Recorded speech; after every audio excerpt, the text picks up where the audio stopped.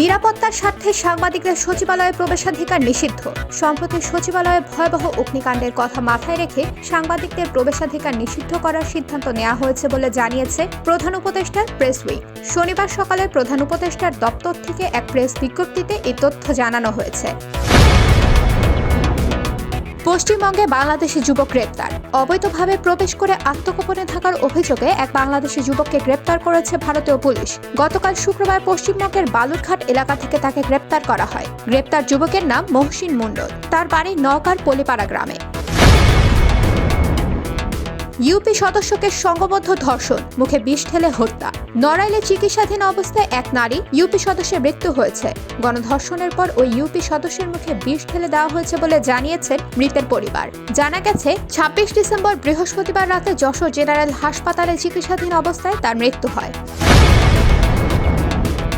৫ দিন ধরে শৈত্যপ্রবাহে কাঁপছে পঞ্চগড়। উত্তরের জেলা হিমালয়কোনা পঞ্চগড়ে বেড়েছে শীতের তীব্রতা। সন্ধ্যা নামলেই খড়কুটো জ্বালিয়ে শীত নিবারণের চেষ্টা করেন এই অঞ্চলের মানুষ। পঞ্চগড়ে গত ৫ দিন ধরে তৃতীয় দফায় বইছে মৃদু শৈত্যপ্রবাহ। ১০ ডিগ্রির নিচে তাপমাত্রা নেমে ৯ ডিগ্রির ঘরে রয়েছে। নিউ ইয়র্কের শতকণ্ঠে বর্ষবরণের ঘোষণা। নিউ ইয়র্কের সাহিত্য সংস্কৃতি মনা আলোকিত ১.৫ শতাধিক মানুষ ১৪ থেকে ১৬ এপ্রিল শতকণ্ঠে বর্ষবরণের ঘোষণা দিয়েছে। সম্প্রতি জ্যাকসন হাইটসের জুইস সেন্টারের সবার পক্ষ থেকে ঘোষণা দেন প্রবীণ সাংবাদিক মোহাম্মদ ফজলুর রহমান। বর্ষবরণের ঘোষণার পর ৩ ঘণ্টাব্যাপী উদ্বোধনী অনুষ্ঠান, মঙ্গল শোভাযাত্রা ও শতকণ্ঠে বর্ষবরণের মহড়া অনুষ্ঠিত হয়। ইতিহাসে প্রথম জাতীয় পাখির স্বীকৃতি দিল যুক্তরাষ্ট্র। যুক্তরাষ্ট্রে জাতীয় পাখির আনুষ্ঠানিক স্বীকৃতি পেয়েছে বল্ট ঈগল। যুক্তরাষ্ট্রের প্রেসিডেন্ট জো বাইডেন গত মঙ্গলবার একটি আইনে স্বাক্ষর করার মধ্য দিয়ে সাদা মাথা ও হলুদ ঠোঁটের এই শিকারী পাখিটিকে আনুষ্ঠানিক স্বীকৃতি দেন। সাদা মাথার ঈগল বছরের পর বছর ধরে যুক্তরাষ্ট্রে একটি জাতীয় প্রতীক হয়েছিল।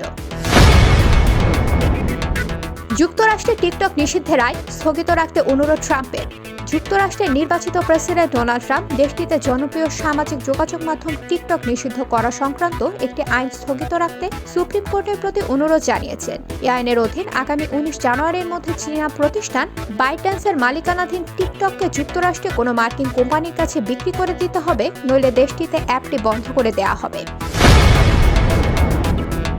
এক মামলায় ২৭ জনকে মৃত্যুদণ্ড ভিয়েতনামে। মাদক পাচার সংক্রান্ত একটি মামলার ৩৫ আসামির মধ্যে ২৭ জনকে মৃত্যুদণ্ড দিয়েছেন দক্ষিণ পূর্ব এশিয়া অঞ্চলের দেশ ভিয়েতনামের একটি আদালত। বাকি ৮ জনের প্রত্যেককে ২০ বছর কারাবাসের সাজা দেওয়া হয়েছে।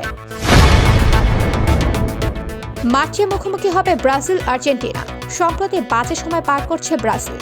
তাদের অবস্থা এতটাই বেহাল যে ২০২৬ বিশ্বকাপের জায়গা নিশ্চিত করতে রীতিমতো সংগ্রাম করতে হচ্ছে। ৫ বারের বিশ্ব চ্যাম্পিয়নরা কনমেবল অঞ্চলের বিশ্বকাপ বাছাই পর্বে এখন ৫ নম্বরে অবস্থান করছে। তাই বিশ্বকাপের টিকিট পেতে আগামী বছরের প্রতিটি ম্যাচই তাদের জন্য বেশ গুরুত্বপূর্ণ। অস্কারের মনোনয়নের দৌড়ে হিন্দি ছবি দ্য জেব্রাস। একাডেমিক পুরস্কারের শেষ পর্যায়ের মনোনয়নের দৌড়ে এবার যুক্ত হল প্রিয়াঙ্কা সরকার অভিনীত হিন্দি ছবি দ্য জেব্রাস। পরিচালক অনিক চৌধুরী পরিচালিত এই ছবিতে প্রিয়াঙ্কা ছাড়াও গুরুত্বপূর্ণ চরিত্রে অভিনয় করেছেন শারিফ হাসমি ও উষা ব্যানার্জি।